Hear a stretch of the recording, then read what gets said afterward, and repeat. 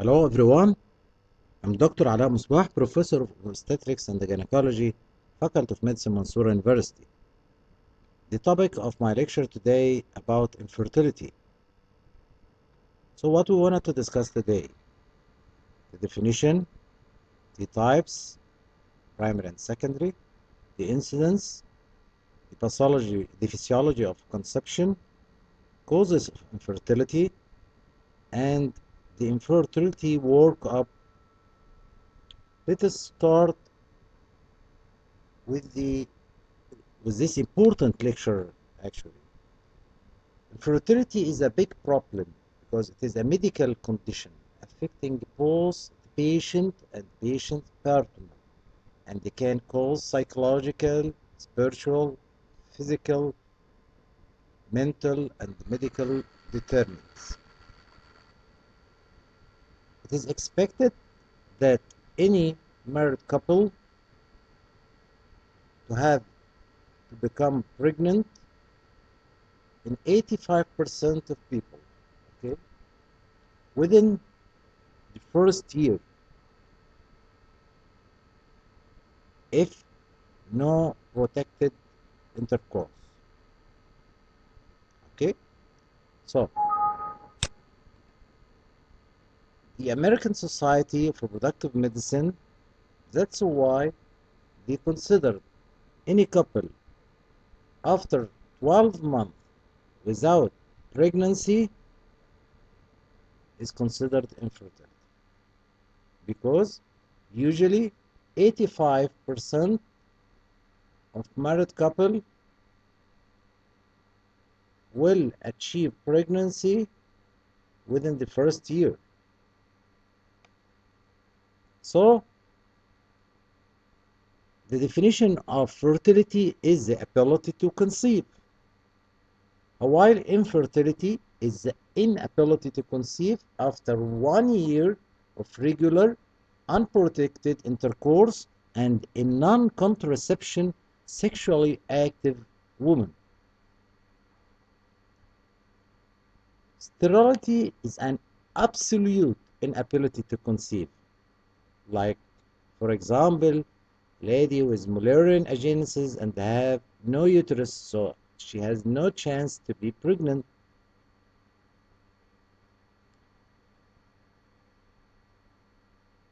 Okay, in absence of exigent history or physical finding, evaluation and the treatment would be initiated at 12 months in women under 35 years of age, as we mentioned before, because we consider now infertility because 1 year passed without pregnancy. But this for the age below 35. What about if the lady above 35? I should start earlier, after 6 months only, not 12 months. What about if the lady is 40 years or more? I should start immediately the workup for infertility, okay? Because the age is advanced. So we should take care about this part. If a woman has a condition known to cause infertility, so don't be late. You know that the lady has a problem with ovulation because she has amenorrhea or oligomenorrhea, or she has a problem regarding the tubes proved before with pelvic surgery problems. So don't wait till 1 year after marriage to say, the definition say we should evaluate the fertility and the workup after 1 year. No, in these circumstances, because you know that there is a problem, you should start earlier, you should start immediately. If you know that there is a problem related to fertility known before, like as I said, patient with oligomenorrhea, patient with problem in the tubes, patient with advanced endometriosis, diagnosed already or suspected male infertility. Okay? Okay. So this is to differentiate every case from each other as regard the definition. We have a primary or secondary infertility. What is the difference? The difference is secondary infertility, there is inability to conceive in a couple who have had at least one successful conception in the past. But primary infertility, never been pregnant before, and 1 year passed with regular unprotected intercourse without achieving pregnancy. Okay, this is the difference between primary and secondary. What about the incidence? Globally, approximately 10 to 15% of reproductive aged couples. As you see in the picture, this is the look to the first line here. All couples 1 in 10. Okay, with the advancement of the age, you will find the incidence to increase. In the age 30 to 34, 1 in 7 couple. Age 35 to 39, 1 in 5. Age 40 to 44, 1 in 4 couple, and so on. Here, the incidence according to the age of the woman. Below 34, range from 7 to 9%. From 35 to 39 years old, the rate is 25%. The age of the woman from 40 to 44, the incidence is 30% or maybe more. What about the physiology of the conception? We start with the spermatozoa formation, and after ejaculation, this spermatozoa will be in the reproductive tract of the female, collected here in the vagina, in the posterior fornix, then pass through the cervix. Look to the picture, please. Go through the journey through the cervical canal, through the cervical mucus, to the uterine cavity, then to the fallopian tubes on both sides, to meet the ova after ovulation, where fertilization occurs in the distal third of the fallopian tube, and the fertilized ova implanted inside the uterine cavity. So I need good sperm, normal anatomy of the female genital tract, normal function of the reproductive system of the female genital tract to achieve pregnancy. Any problem as regard all what I said, male factor related to semen, the sperm, or the act of intercourse itself as impotence or premature ejaculation and so on, or the journey through the cervix or uterine cavity due to intrauterine lesion or cervical lesion obstructing the canal, or functional problem related to the endometrium or fallopian tube, or problem in the ovary, in the ovulation. So any problem related to all of these will affect the fertility. Okay?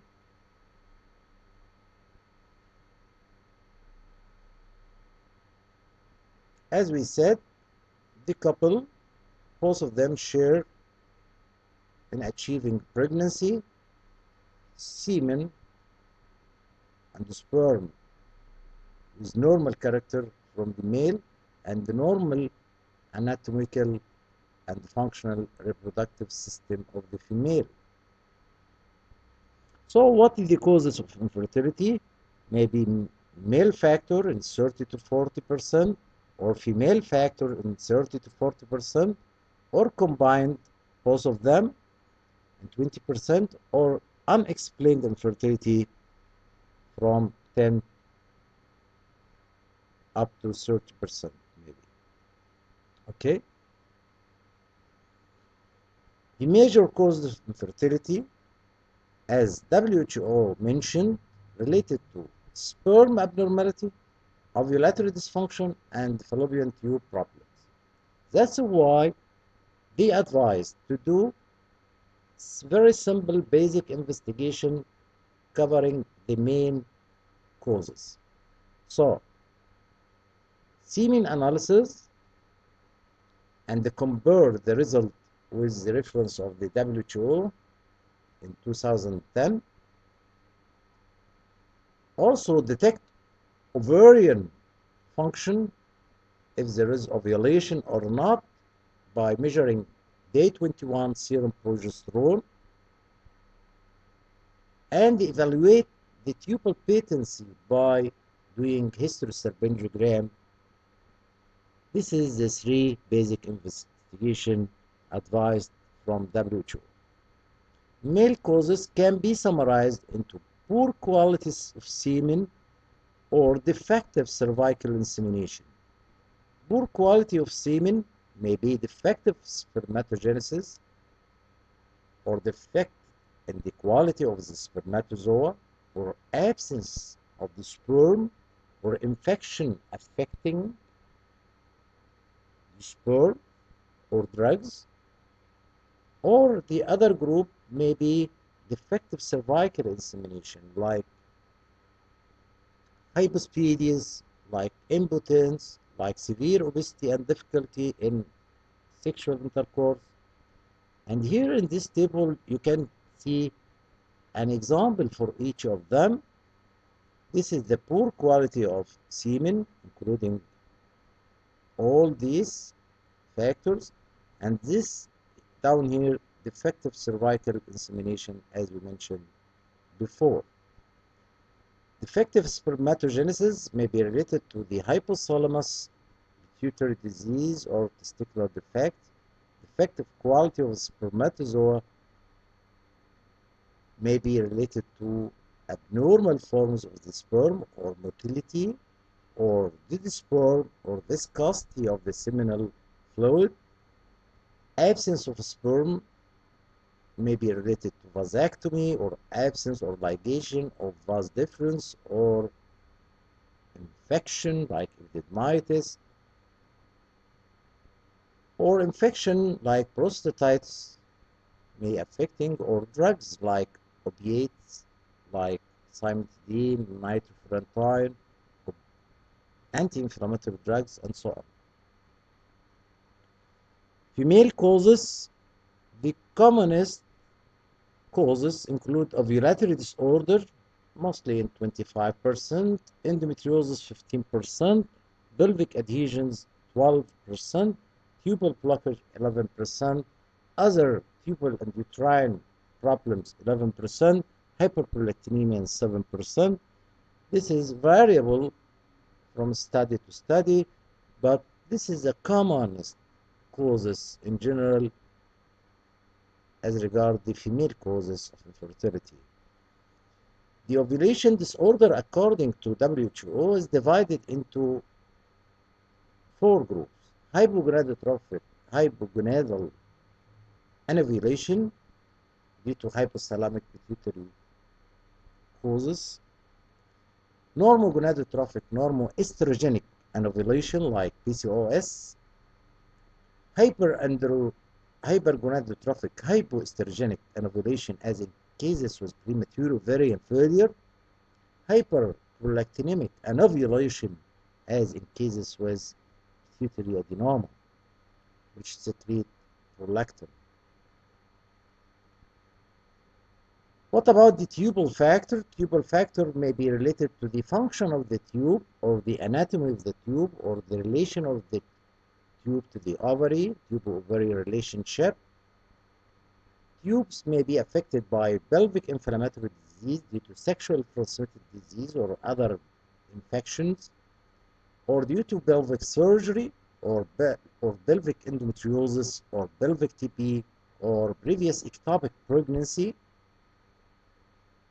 So obstruction of the tube or disturbance of the tubal function is a very important factor in female infertility.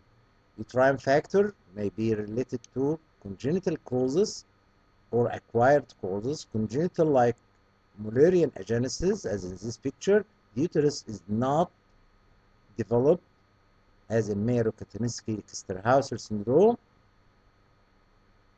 or severe degree of hypoplasia of the uterus, defective fusion of the Mullerian duct, as in bicarnate uterus, septate uterus, usually causing recurrent pregnancy loss, but not primary infertility. Acquired causes like intrauterine adhesions like Asherman syndrome or endometrial polyps or submucous fibroid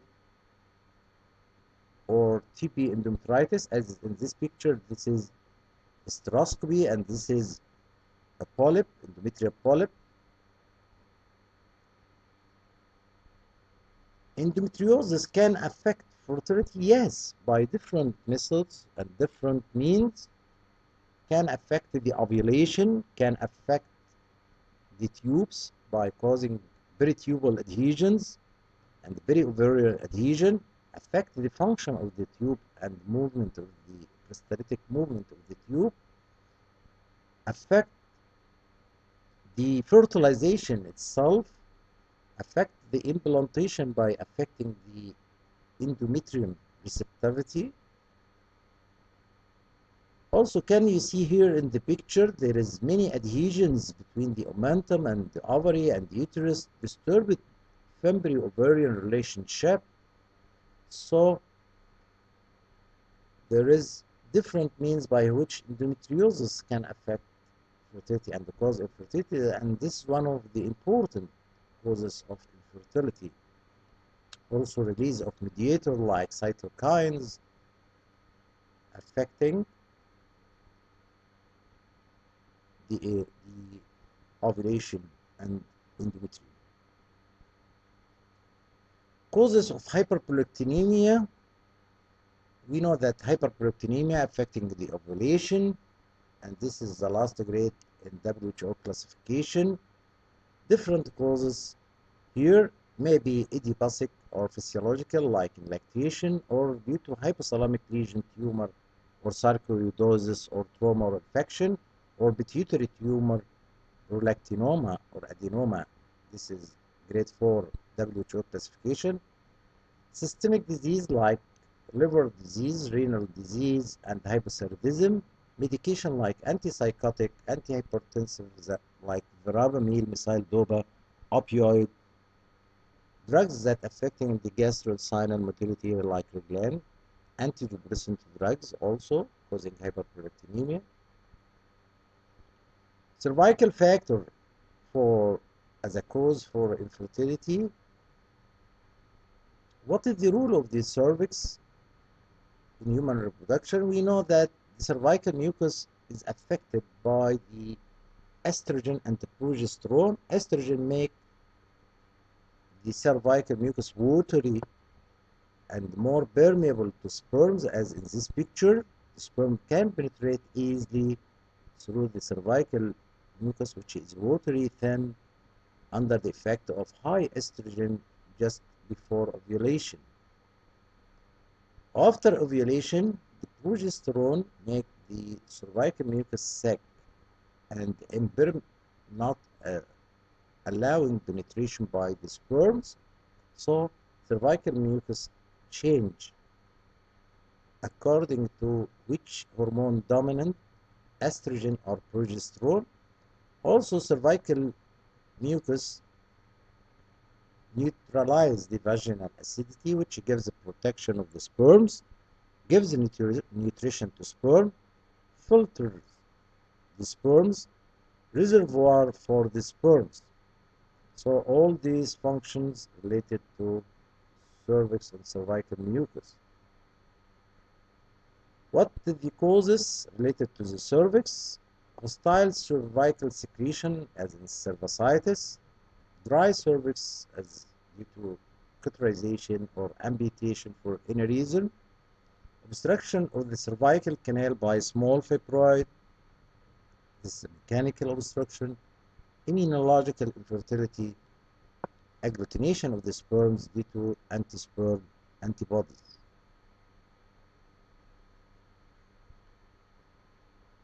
Pre-pregnancy counseling and evaluation. This is advised by the American College of Obstetricians and Gynecologists and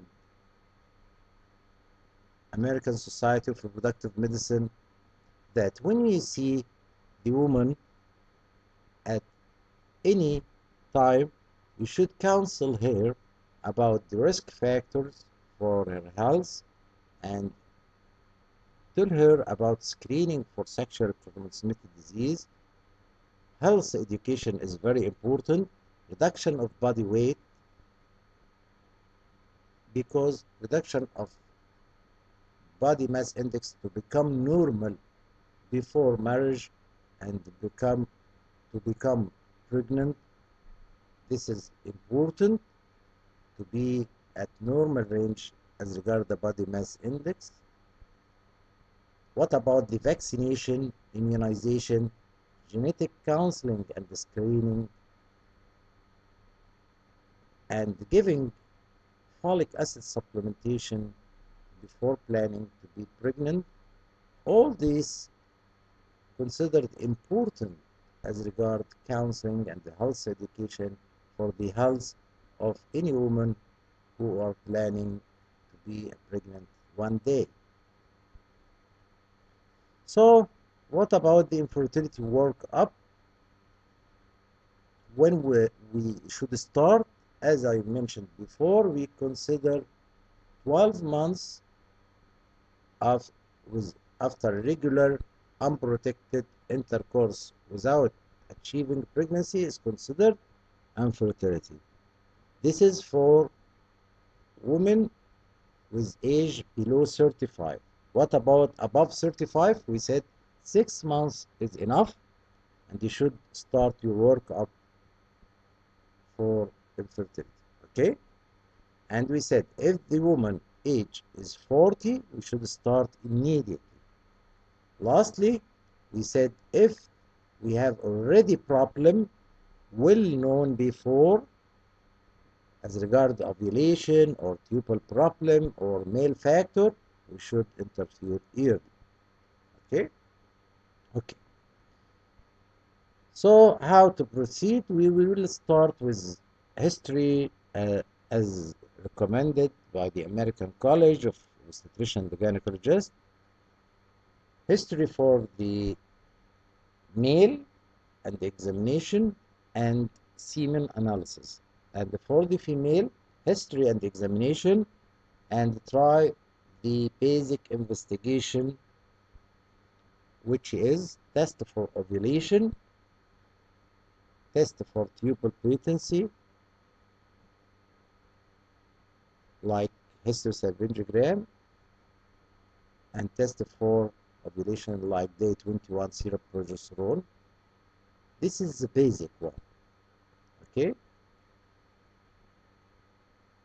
And lastly, when we reach the diagnosis, we should treat our patient and plot a plan for the treatment. Please look to this table guided by the American College in 2019. For male, we mentioned the history, physical examination, semen analysis. For female, don't forget the pre-pregnancy evaluation and the history and the physical examination. Then ovulation, ovulatory dysfunction will be detected by day 21 serum progesterone. Tubal factor can be tested by hysterosalpingogram, as in this picture. This is a hysterosalpingogram. Or hysterosalpingo contrast sonography by ultrasound and injecting through a catheter inside the uterus a contrast fluid inside the uterine cavity during transvaginal sonography to see the fallopian tubes. Also, test for uterine factor like transvaginal ultrasound or sonohysterography, and this picture inject saline inside the uterine cavity and do transvaginal sonography. As in this picture, I can see endometrial polyp by sonohysterography here, or hysteroscopy by direct visualization of the uterine cavity, or by doing hysterosalpingogram. This is for uterine factor.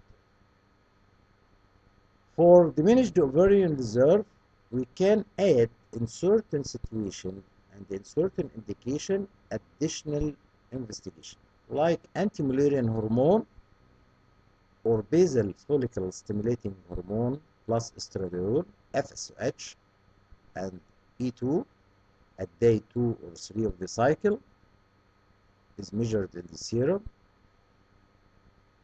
or transvaginal ultrasound with antral follicle count.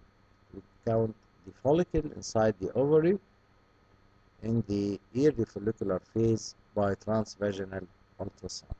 This is the basic infertility evaluation guided by the American College of Obstetricians and Gynecologists. Started with the female history examination. The age of the female is important. As we mentioned before, there is decline of fertility above 40. Social and lifestyle history, including cigarettes, smoker, alcohol drinking, and illicit drug use, occupation, exercise and diet is very important.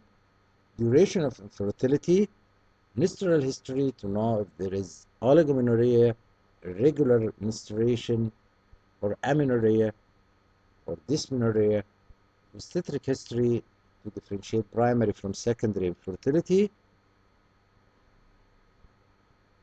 contraceptive history use, of course, in secondary infertility, especially the IUD, because the risk of infection and complicated by PID, past history of previous sexually transmitted disease or pelvic inflammatory disease or appendicitis or pelvic surgery, family history, history of venous thrombotic events, genetic issue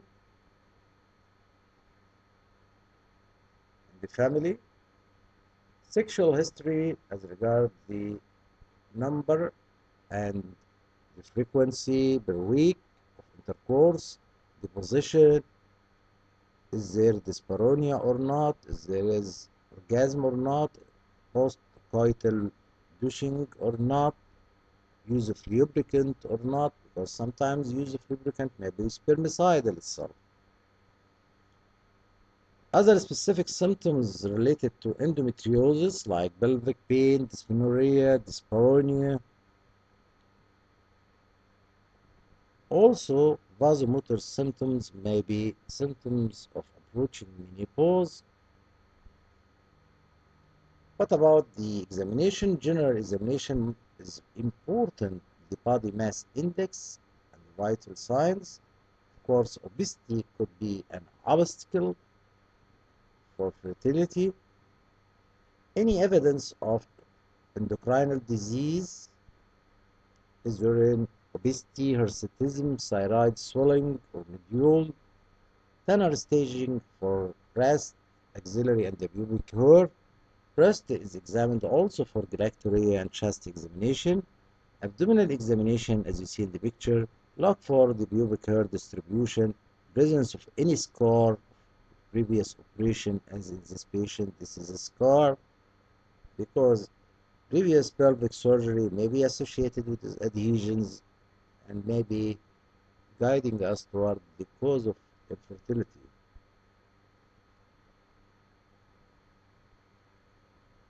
Pelvic examination is important to detect any uterine mass, any adnexal mass, any uterine tenderness, the position of the uterus, is it RVF or AVF? Is there tender cervical motion as in PID? Any cervical abnormality or uterine anomalies?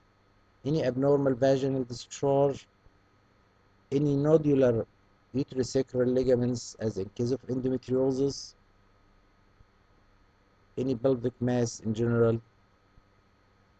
This is very important. As regard the male, we will take history, previous marriage, and if he has a previous marriage, has a children or not, history of genital infection before, history of exposure to radiation, history of previous infection with mumps or systemic medical illness, history of testicular surgery or trauma, history of inguinal herniorrhaphy in childhood, history of heat exposure in his occupation, for example, frequency and the normality of sexual act is something important also. Clinical examination, general and local, observation of the constitution, is it masculine or feminine constitution, general body habitus, lamblance to exclude genetic condition like Klinefelter syndrome, observation of the possible inadequate virilization, the body hair, gynecomastia, and having reduced sexual characteristics, local examination for the size of the testicle, testicular descent, varicocele, and outflow abnormalities like hypospadias. The investigation, and the most important one and the basic one as mentioned by WHO, is the semen analysis. Okay, semen collected in sterile container after masturbation or coitus interruptus after 2 to 5 days of abstinence. Semen must not be exposed either to hot weather or cold weather, and should be evaluated yearly within the first hour, and it's better to be repeated after 3 months at the same lab. Okay. Post-coital test, not recommended in recent guidelines to do it. Sperm antibody test, also not recommended in recent guidelines to do it as a routine. Most of them is not done as a routine. Testosterone level may be needed in certain cases, and also TSH, FSH, and prolactin may be needed.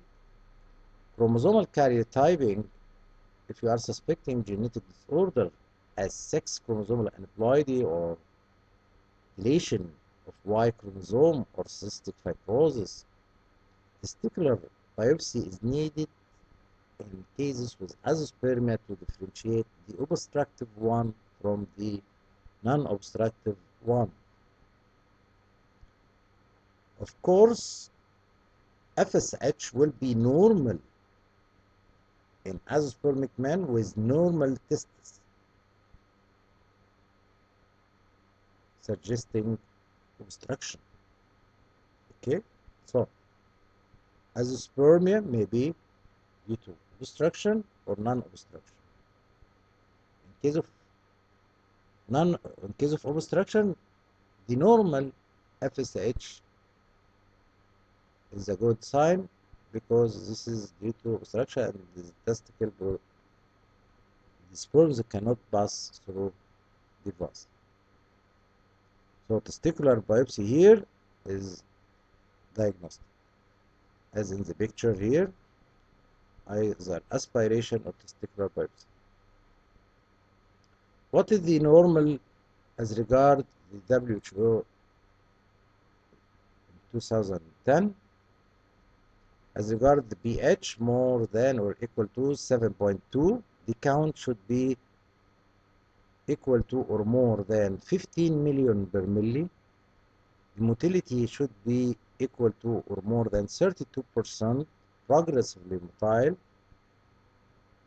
More than 4% should be normal as regard the morphology according to strict rigor criteria.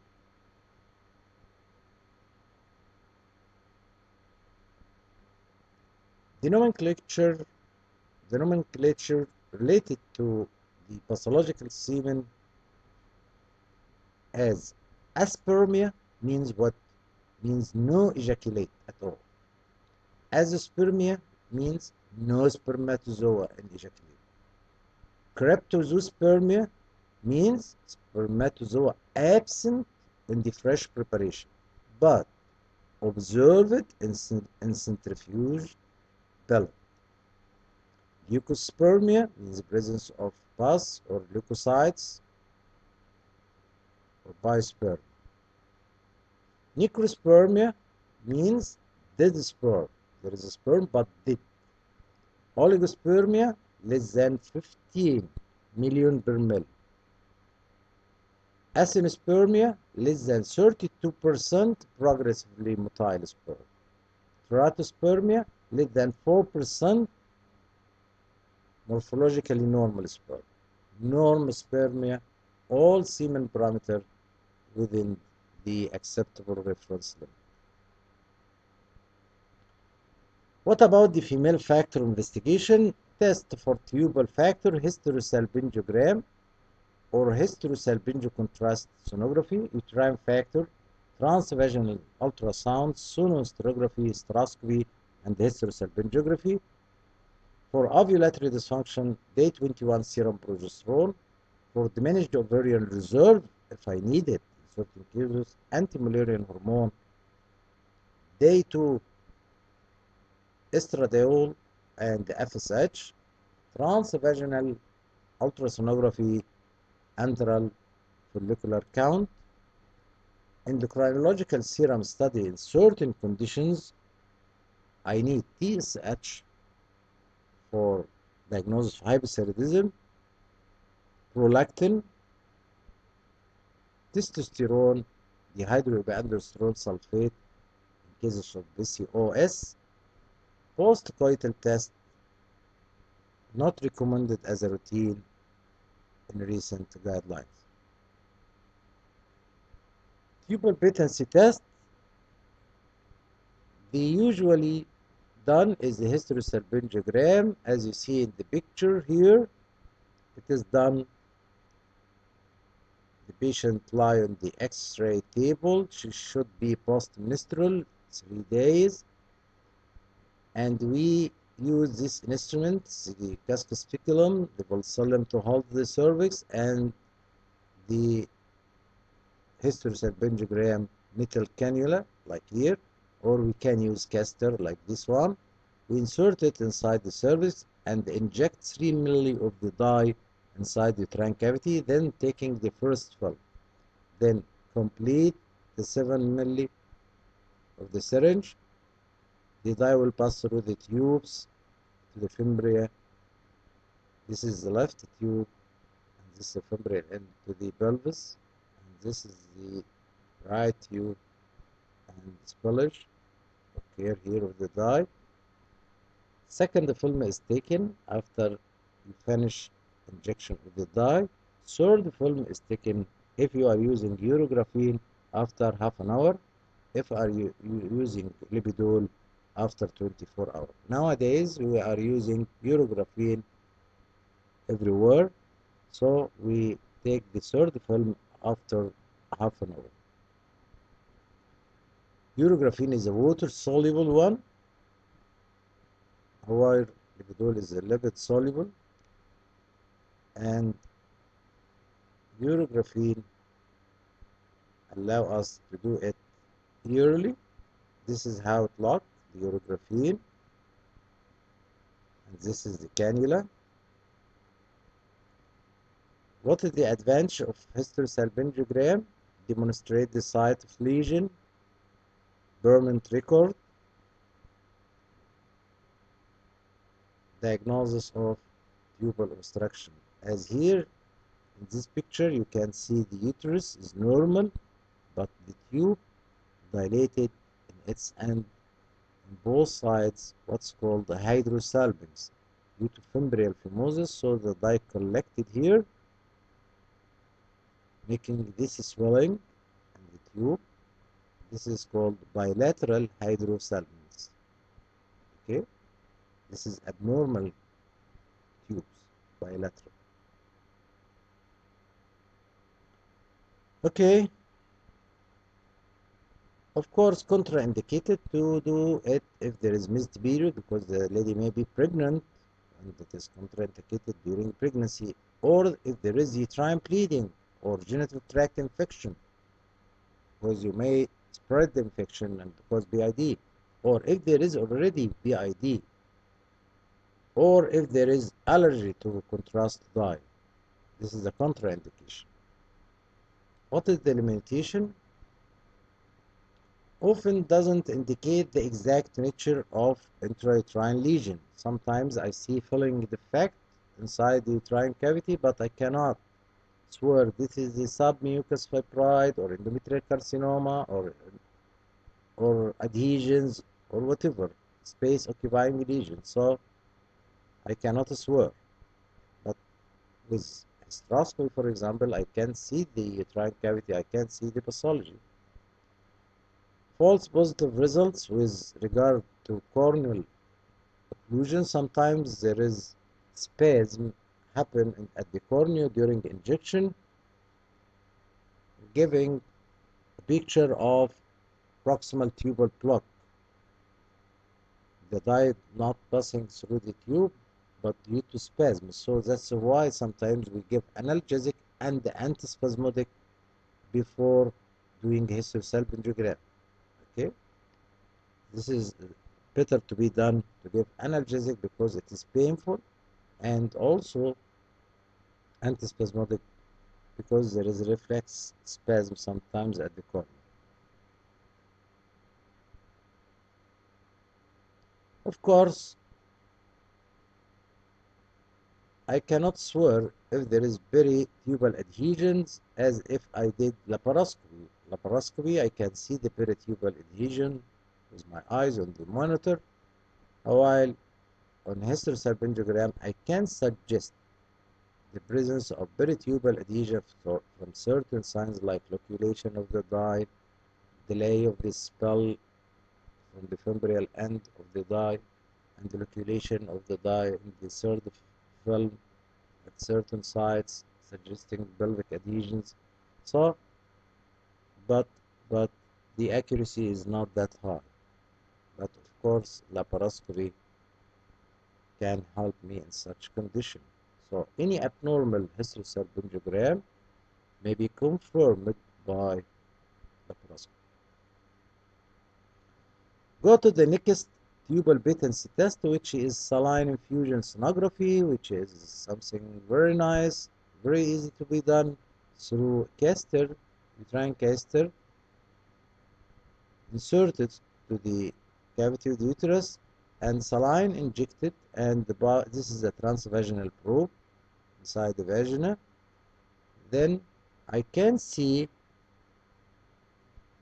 endometrial polyp or submucous fibroid easily because there is contrast of the fluid inside.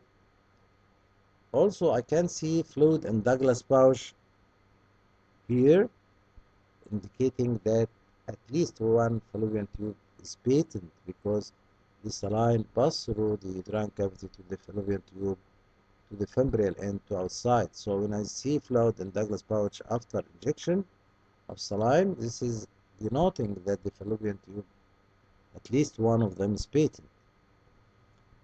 But what is very important is the diagnosis of intracavitary lesion inside the uterus. Saline infusion sonography.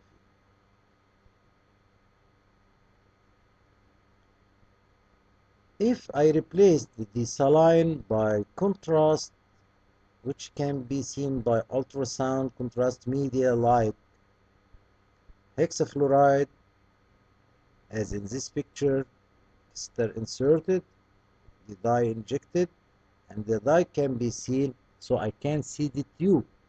So it can help me to know if the tubes is patent or not, and this is called hysterosalpingo contrast sonography. Hysterosalpingo contrast sonography, as in this picture. As you see here, the contrast pass through the tube on both sides here. Okay, and you can be seen by ultrasound as in this picture. Okay.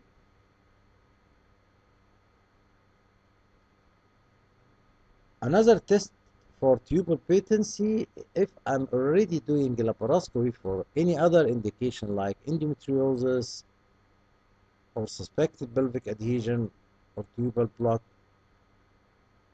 so I inject methylene blue during laparoscopy.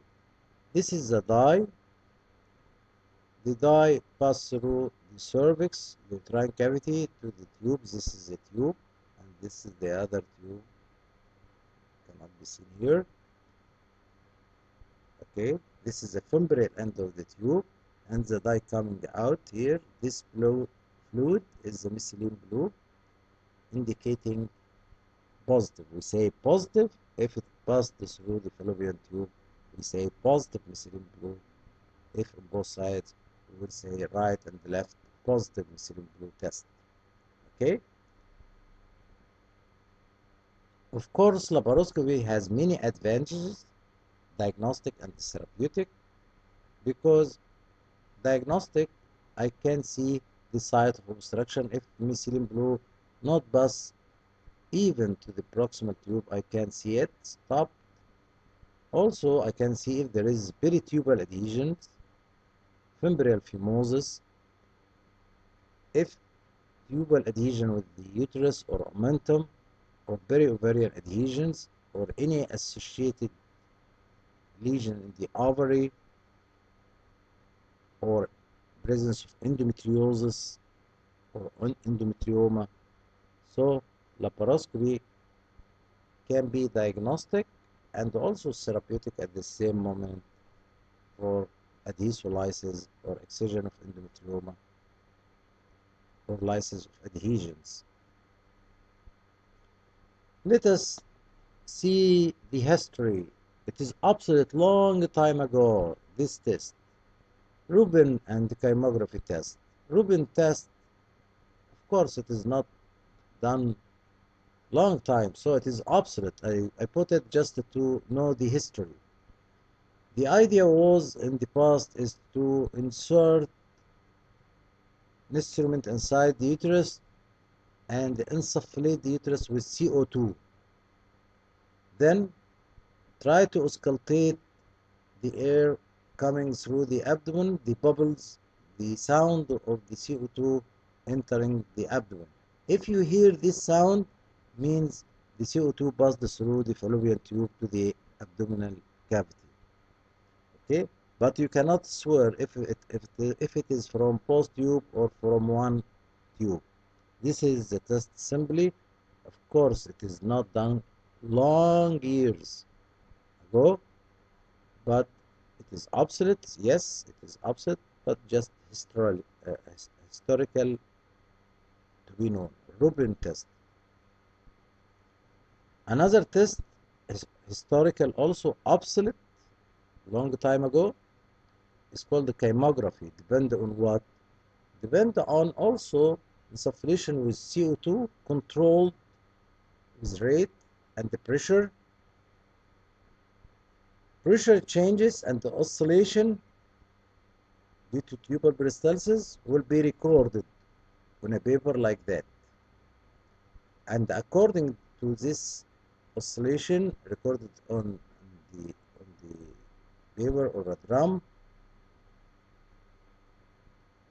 I can say it is patent or not. Okay, this is obsolete also. It's called the chymography. Both Rubin and the chymography are obsolete. Let us go to the SIS or saline fusion sonography. As you see here, let you see the intracavitary pathology like endometrial polyp as here. You can see it very well. You can see submucous fibroid. You can locate this site very well. The number. It is very important investigation, by the way, saline infusion sonography. If you use 3-dimension 3D ultrasound, also improve detection of Mullerian anomalies. And imagine it is comparable to pelvic MRI in diagnostic accuracy.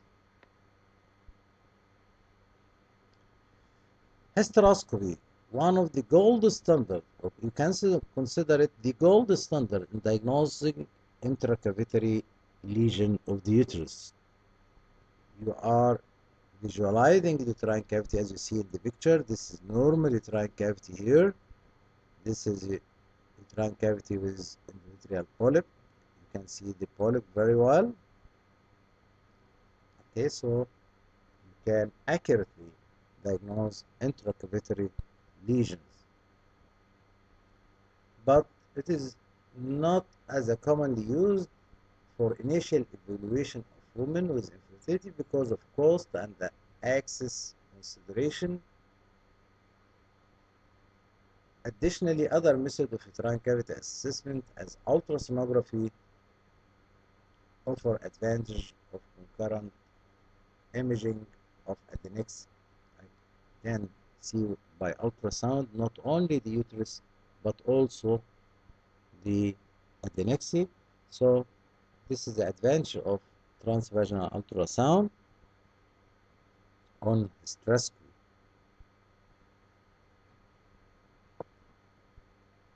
And of course, transvaginal ultrasound with saline infusion sonography improve the accuracy of transvaginal sonography in diagnosis of intracavitary lesion. What about the endometrial receptivity? What is the endometrial receptivity? It is the ability of endometrium, this is endometrium, to allow normal implantation. This is endometrial receptivity, and it is a complex process. Provide the embryo the opportunity to attach, invade, and develop. What is the window of implantation? 3 to 6 days. As you see in this picture, between 20 to 24, this is the area of implantation or the window of implantation.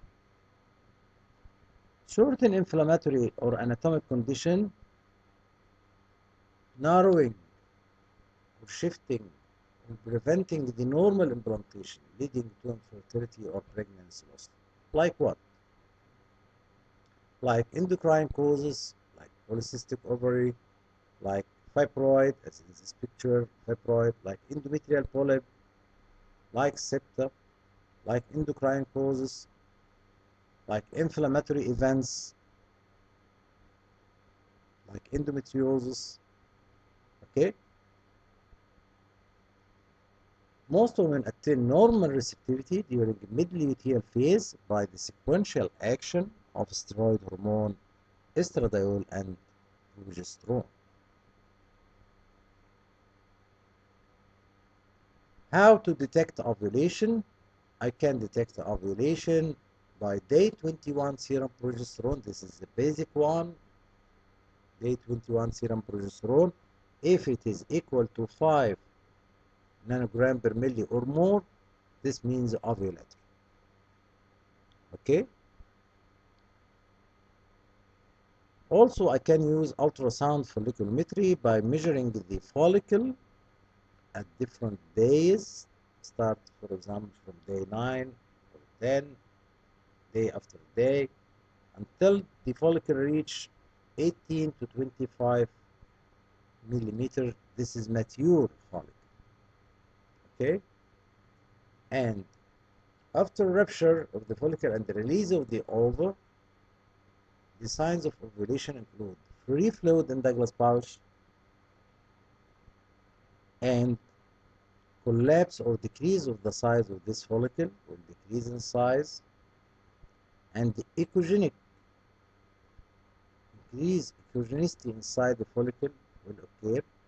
Also, there is change in the endometrial lining from triple sign or triple line appearance to become more homogeneous, as in this picture. This is a triple line, as you see it, becomes more homogeneous. No triple line here. Here is a triple line. This indicating that ovulation happened. Okay? Smartphone based approach. All of us know the advancement in smartphone Now there is programs on the smartphone analyze the picture very well. Here in the picture connected with the probe, and you can see the mature follicle here on the smartphone. At home ovulation detection could be detection of LH in urine due to LH surge can be a method for ovulation detection. Okay, LH surge precedes ovulation by 35 to 44 hours, and the peak of serum LH precedes ovulation by 12 hours. So ask the lady to do the test in urine starting from day 10 and so on every day at 10, 11, 12 until it becomes positive. Then you expect ovulation within 48 hours. And when they measured by ultrasound folliculometry, when the follicle ruptured, they found 20 hours plus or minus 3 hours between the positive urinary LH test and the release of the ovum, the rupture of the follicle. Okay?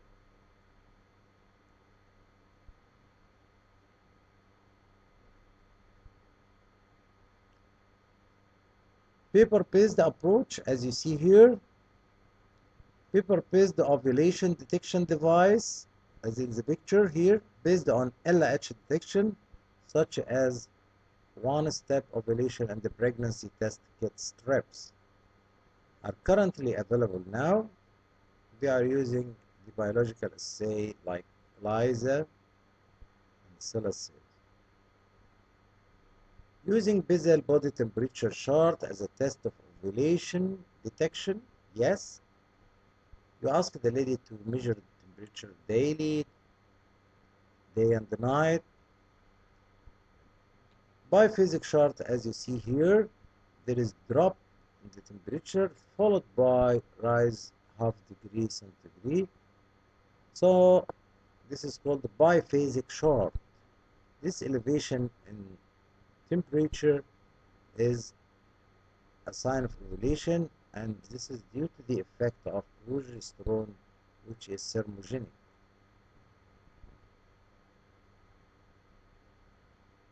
Premenstrual endometrial biopsy was used in the past. It is done before menstruation by 1 day or 6 hours after menstruation started. You take a biopsy with Novacurate, as you see in this picture, and sent for histopathology to see if it is proliferative or secretory. If it is secretory endometrium, this means ovulatory. If it is proliferative, means there is no ovulation happening. Okay, but it is not done nowadays because it is invasive method, and you may interrupt current pregnancy, or you may do injury or introduce infection, and you have alternatives which is more simple like day 21 serum progesterone. So why to use something invasive like that while you have more simple and accurate other method? So it is not done nowadays widely. Laparoscopy, you may discover accidentally because you are not going to do laparoscopy to test ovulation, but you may discover it while you are doing laparoscopy for other indication. Then, as in this picture, you discover the stoma of the ovulation. This is one of the very interesting picture with the release of the ova. So this is the mature follicle, and the ova is released from it. This is the stoma of ovulation by laparoscopy.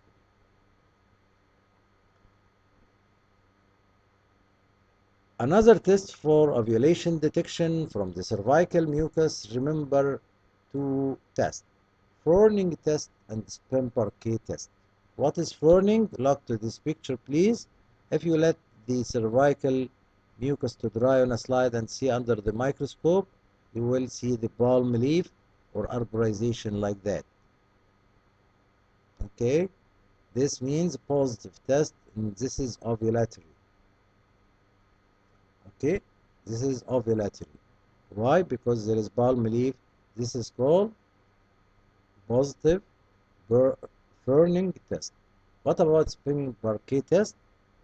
If you try to hold the cervical mucus between two fingers or between two slides like that, you can reach 10 centimeter long threads, because the cervical mucus during the time of ovulation under the effect of estrogen is fluidy, so stretchable. Okay, so this is the sperm parquet test. Positive. If you can do this test, it is positive, indicating that ovulation will happen. Okay, or happen. This is a sperm parquet test.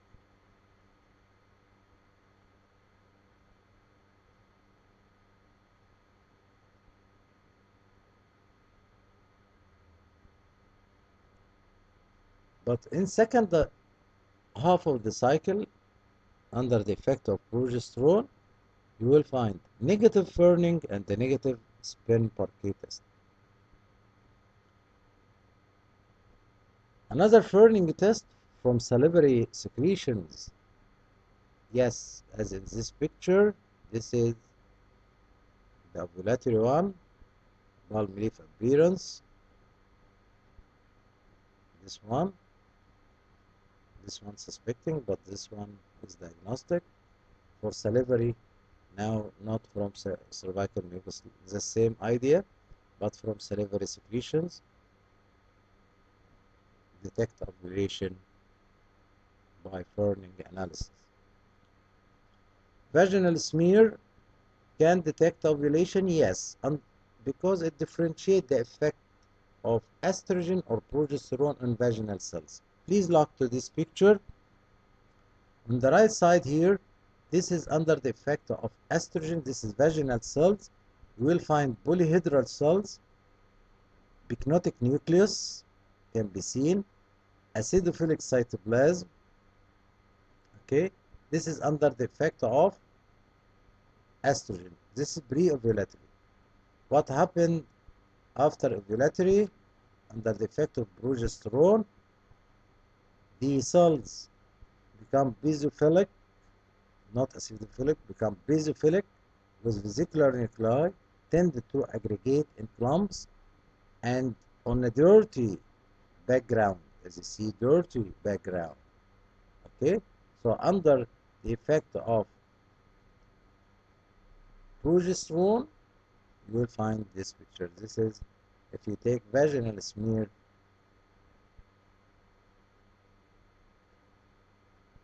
you can detect ovulation. So you can take the smear at 3 or 4 days interval, starting from day 8 and up to day 26 of the menstrual cycle. Okay, of course I have more accurate tests, so nowadays we are not doing this test, but just I want you to know different methods. Also, cervicovaginal fluid collection in a certain device, like this device, can be helpful for many things. For detection of ovulation by studying the cervical mucus, also for detection of the infection and the detection of malignancy. Okay, the patient can use it. This is before use and the collection of the mucus. This is after it is used, covering the tube. Okay, so this is called cervicovaginal collection device. can be used to study the cervical mucus for different reasons. For ovulation, for test for ovulation, for detection of genital cancer, for infection. What about ovarian reserve evaluation? I have FSH and estradiol in day 2 or 3, anti-Mullerian hormone at any time during the menstrual cycle, transvaginal ultrasonography measuring the antral follicle count in early follicular phase. Day 2 to 5 FSH and estradiol is important, yes. You expect the basal estradiol to be less than 60 to 80 picogram per ml. Okay? And you expect from the growing follicle releasing estrogen to suppress the FSH. So FSH should be lower than 10. So normally it is less than 10 international unit. Between 10 to 20 it is borderline. Greater than 20 it is poor prognosis for spontaneous ovulation due to low ovarian reserve. What about anti-Mullerian hormone, which is secreted from the granulosa cell, and it is a glycoprotein, by the way. It can be measured throughout the cycle. It gradually, normally, physiologically declining with the age until unpredictable at menopause. Undetectable. You cannot measure it at menopause. It is a reliable marker, yes, for ovarian reserve, and it is important for certain conditions, especially those who did surgery in the ovary, like endometrioma, or those exposed to radiation or chemotherapy, which may damage the ovary. And I wanted to measure the ovarian reserve, and also an advanced age woman wanted to be pregnant, woman 40 years, and wanted to be pregnant. I wanted to know the ovarian reserve. Also, in the diagnosis of certain disease like granulosa cell tumor and polycystic ovary syndrome, it is increased in this case. Anti-Mullerian hormone levels seems to be a good predictor of exogenous gonadotropin response. Yes, and log to this number, please. If you found the anti-Mullerian hormone below half nanogram per milli, this predicts difficulty getting more than 3 follicles to grow. Of course, with exogenous gonadotropin injection. If it is less than 1 nanogram per milli, show limited egg supply that may require more aggressive induction of ovulation protocol. But if anti-Mullerian hormone between 1 to 3.5 nanogram, this is normal value. If it is more than 3.5, this means ample supply and may require mild induction. Why? To prevent ovarian hyperstimulation syndrome, as in cases with polycystic ovarian syndrome. That's why PCOS is at higher risk of hyperstimulation syndrome with gonadotropin induction. Ovarian antral follicular count or follicle count. This is one of the easiest method and accurate like anti-Mullerian hormone to know the ovarian reserve. We measure, as in this picture, by transvaginal ultrasound, we measure this antral follicle in each ovary. Each one, we call it antral follicle per ovary. Then sum the right and the left with each other and reach the total. The total is called antral follicle. So antral follicle is the sum of antral follicle in both ovaries. Okay?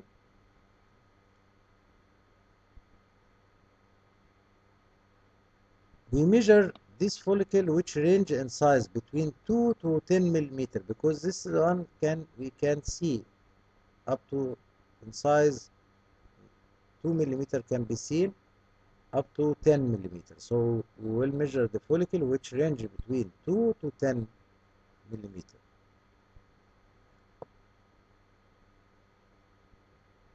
As here, we will measure the antral follicle.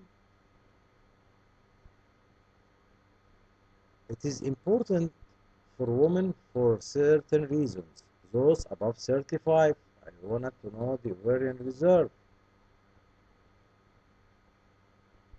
She tried to be pregnant for 6 months and failed, so we wanted to know her ovarian reserve. Also, it is important in fertility and assisted reproduction technique workup. Also in predicting risk of menopause, raise suspicion of ovulatory dysfunction secondary to hyperandrogenism and ovulation, history of cancer treated by chemotherapy drug or radiation, ovarian surgery for endometrioma. So in all this situation, I wanted to know the ovarian reserve. So one of the methods to know the ovarian reserve is ovarian antral follicle count. Both of them has similar accuracy, anti-Mullerian and antral follicle count. But the greatest advantage of antral follicle count over anti-Mullerian that you are doing intrafollicular count with ultrasound, and you can see any other masses in the ovary or uterus, ovarian endometrioma, for example. So you can see another pathology. This is advantage for intrafollicular count. And also we can diagnose any pathology in the tube like hydrosalpingosis.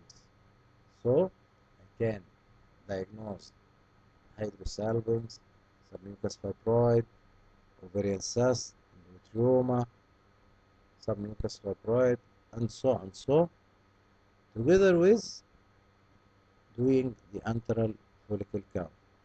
Okay, this is the advantage of it over anti-Mullerian. Otherwise,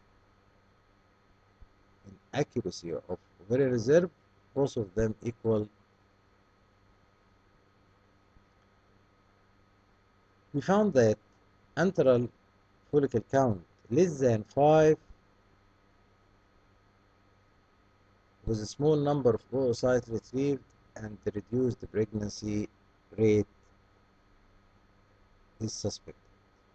When the antral follicle count is 5 to 7, we're expecting reduced pregnancy rate and reduced number of oocytes retrieved.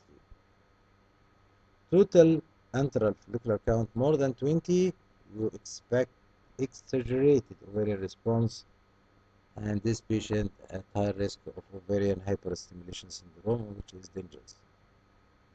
Please look to this table because it is important. This is the antral follicular count, and I said when I say antral follicle count, I mean the sum of the antral follicle in both ovaries. If I said per ovary follicle count, this means for one ovary, right or left. But if I said antral follicle count, I mean both ovaries. So if both ovaries from 0 to 4, this means very low functional ovarian reserve or very small number of recruitable follicle, and the interpretation for ovarian hyperstimulation, very high risk of poor response to ovarian stimulation, and reduce the chance of pregnancy. What if the number was 5 to 8? This means low functional ovarian reserve or a small number of recruitable follicles, high risk for poor response to ovarian stimulation. If the number from 919 to 19, this is normal functional ovarian reserve or normal number of recruitable follicle, expected normal response to ovarian stimulation. If the number above 20 or equal to 20, this high functional ovarian reserve or large number of recruitable follicles, this is high risk of excessive ovarian response and ovarian hyperstimulation syndrome. So diminished ovarian reserve according to the American College of Obstetricians and Gynecologists include AMH less than 1 nanogram per ml, antral follicle less than 5 to 7, FSH more than 10 international unit per liter. History of poor response in IVF, fewer than 4 oocytes at time of egg retrieval. As you see here, this is diminished ovarian reserve, and you can see the low number of antral follicles. Unexplained ovarian insufficiency or failure may happen, and if I have elevated FSH level before the age of 40, and I have unexplained ovarian insufficiency, please do screening for fragile X carrier. To screen fragile X carrier by FMR1 gene premutation. So I need to determine whether the woman has FMR1 gene premutation or not.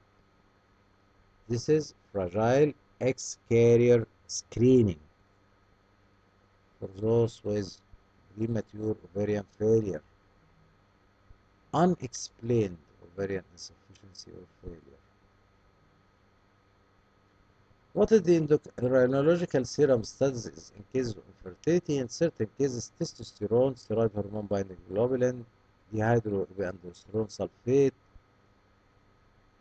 in PCO syndrome, serum TSH for thyroid disease, prolactin if the cycle is irregular, with or without galactorrhea or pituitary adenoma. I should do all these hormones. This is ranges for some hormones.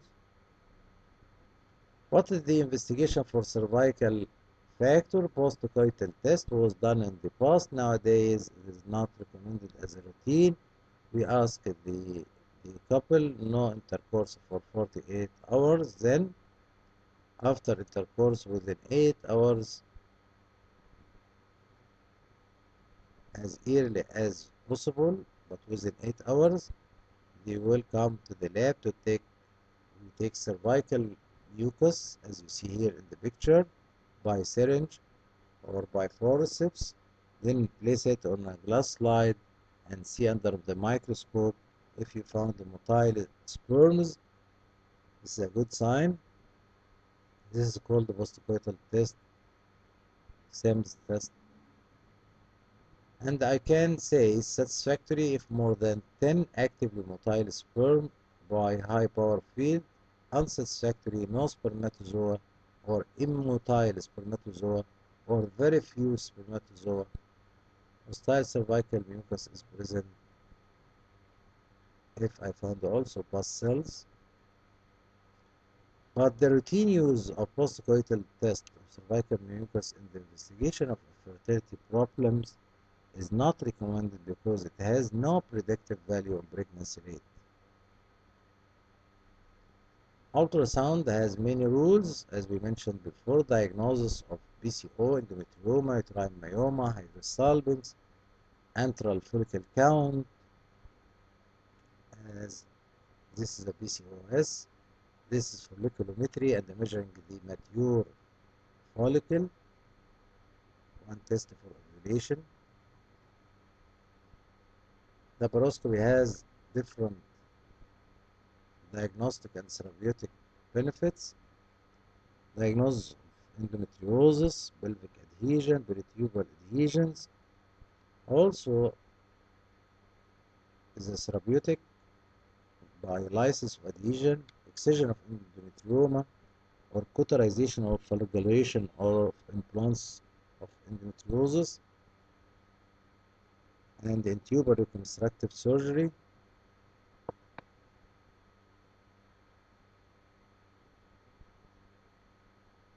Salpingoscopy and falloposcopy. What is the difference?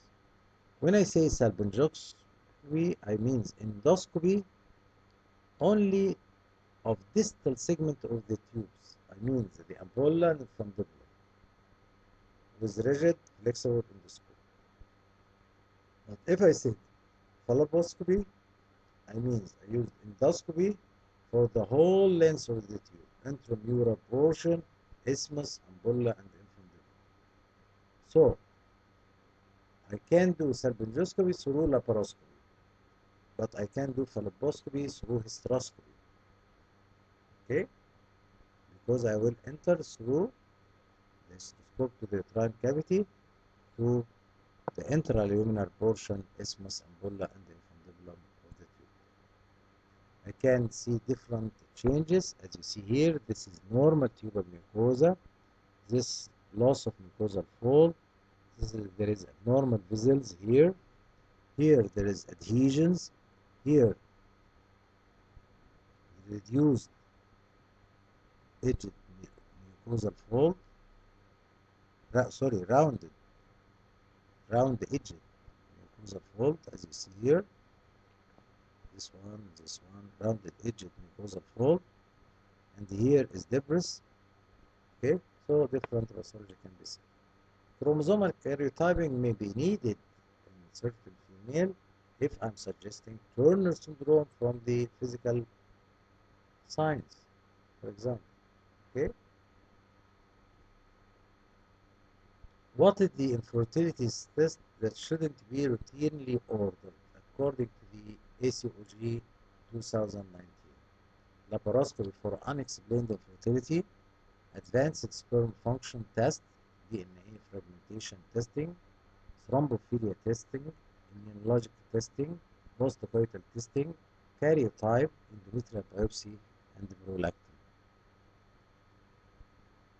How to treat infertility? First, you are aiming to diagnose by knowing the cause of infertility first, using the basic investigation as we mentioned before, mentioned by the WHO and recommended also by the American College of Obstetricians and Gynecologists, and provide accurate information and emotional support to the couple, explain to them all the steps. Treatment of male factor, if it is present, by medical treatment like HMG, HCG, or surgical like varicocectomy, or by XZ according to the diagnosis. Of course, you need andrologist to manage the male factor, not the gynecologist. Okay? What about the female? Lifestyle change, extreme body mass index should be corrected. Either increased body mass index, should do diet, exercise, and to regain the normal body mass index. If she is underweight also, it is also can cause problem as regards the fertility, so encourage her to eat healthy diet and improve the weight to reach the average normal body mass index. Treatment of uterine abnormalities like Asherman syndrome by hysteroscopic lysis of lesions and followed by estrogen treatment, removal of submucous fibroid if it is single 4 centimeter can be removed by hysteroscopy, polypectomy by hysteroscopy also. For example, treatment of pelvic, tubal and pelvic adhesions. IVF is the first line treatment of bilateral tubal factor of fertility, especially in cases with the hydrosalpinx. You should do bilateral salpingectomy or ligation and IVF. But for women with mild tubal disease, fembryoplasty can be done. Then, controlled ovarian hyperstimulation may be needed. You use clomiphene citrate, 50 milligram. Start from day 2 up to daily for 5 days. Then ask the patient to do day after day intercourse after 7 days. Or if you are doing folliculometry, you can guide them through the day of ovulation.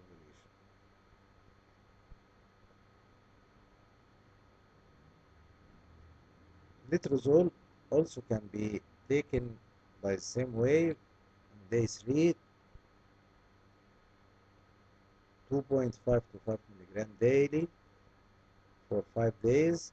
Then ask them after 5 days to do day after day intercourse for 7 days.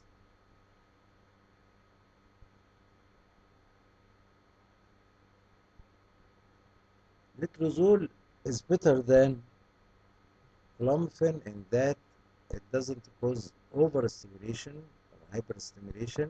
Usually it causes 1 or 2 follicle maximum. Okay, it is not associated with increased estrogen, so it is not risky for all the cases with breast cancer. It has no anti-estrogenic effect on the endometrium. All this advantage of letrozole over clomiphene citrate. What about gonadotropin therapy?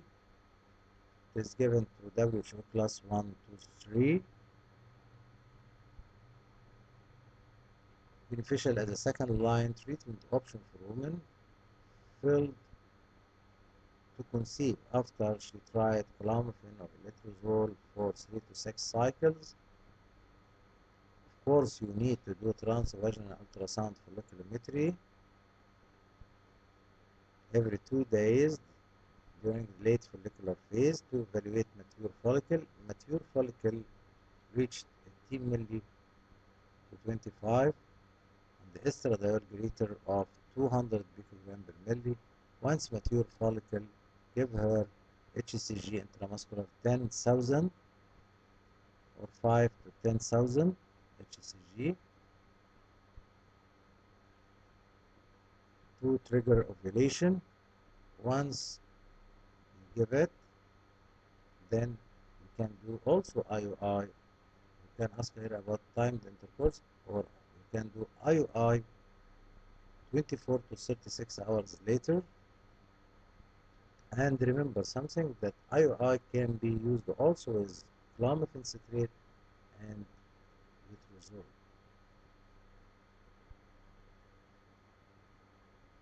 IVF procedures. First, you will start with controlled ovarian hyperstimulation using injectable gonadotropins. 36 hours after HCG injection, you will do transvaginal ultrasound guided needle aspiration and the oocyte retrieval. After retrieval, the oocyte transferred to special media, and the normal sperm is transferred to dash of insulin for insemination. If there is abnormal sperm, intracytoplasmic sperm injection, what's called the ICSI, is performed. ICSI is a procedure that places a single spermatozoon directly into egg cytoplasm. As you see here, this is egg Z. We inject the sperm inside the cytoplasm. That's why they call it intracytoplasmic sperm injection.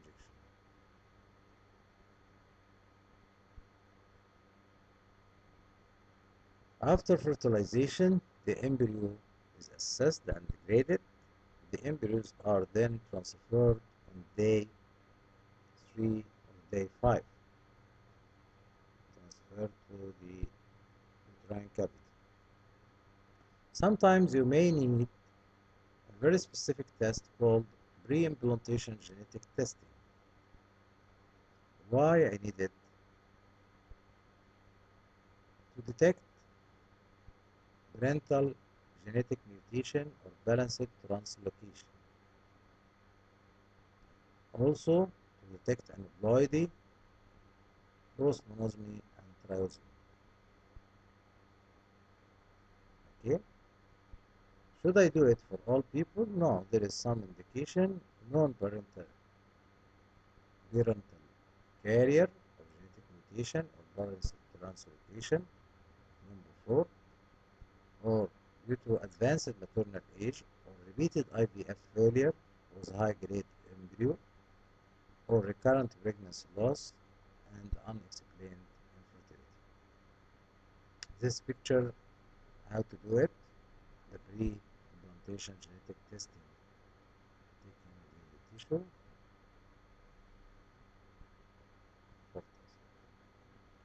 What is the expected pregnancy rate for different modalities? As I said, if no treatment, pregnancy rate from 1 to 3.8%. IUI alone 4%. Clomiphene rate alone 5.6%. Clomiphene rate with IUI 8.3%. This is a good. Gonadotropin alone 7.7%. Gonadotropin with IUI 17%. IVF 20.7%. What is the complication of controlled ovarian stimulation? The multiple gestation, ectopic pregnancy, ovarian hyperstimulation syndrome. As in this picture, you can imagine how big is the problem and the high number of follicles stimulated, and the abdomen becomes acidic, and the albumin, serum albumin drop, and the patient may need, in severe cases, to be admitted to ICU. What about the unexplained infertility? May be diagnosed in 10 to 30% of infertile couple occur when the definition of infertility is met, the basic infertility evaluation is performed, and all the test results are known. I mean, semen, test for semen is good, test for tubal patency is good, test for ovulation is good. At minimum, these patients should have evidence of ovulation, tubal patency, and the normal semen analysis. How can I treat natural cycle with IUI, but it was found to be less effective or least effective? Clomiphene citrate with intercourse, aromatase inhibitor with intercourse, or any one of them with IUI, or gonadotropin with intercourse alone or with IUI.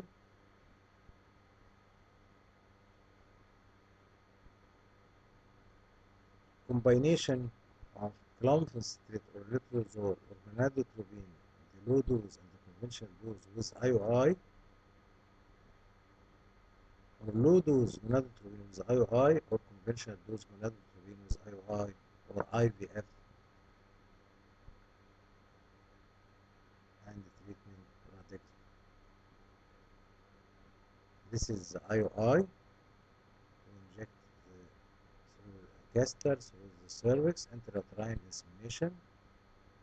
The sample centrifuged in the lab and the best sperm is collected and put in a culture, then put in a syringe, and through catheter inserted through the cervical canal to the uterine cavity to inject the sample here.